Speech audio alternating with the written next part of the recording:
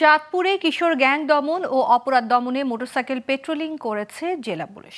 বুধবার বিকেল থেকে রাত পর্যন্ত পুলিশ ও গোয়েন্দা পুলিশ যৌথভাবে এই অভিযান চালায়। সদর থানার ওসি মোহাম্মদ বাহার মিয়ার নেতৃত্বে শহরের প্রেসক্লাব রোড, সিএনজি স্ট্যান্ড ও বড় স্টেশন সহ গুরুত্বপূর্ণ বিভিন্ন স্থানে এই অভিযান চলে। এ সময় বিভিন্ন বয়সী কিশোর ও তরুণের সাথে মতবিনিময় করেন তিনি।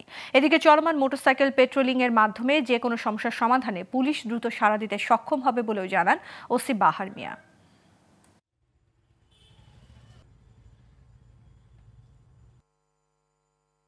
তো এই কিশোর গ্যাং দমনের লক্ষ্যে আমরা পুলিশ সুপার মহোদয়ের নির্দেশক্রমে পুরো চাঁদপুর শহরের মধ্যে কিশোর গ্যাং মুক্ত করব। আমাদের একটা টার্গেট, আমাদের এলাকার মধ্যে শহরের মধ্যে কিশোর থাকবে কিন্তু কোনো গ্যাং থাকবে না।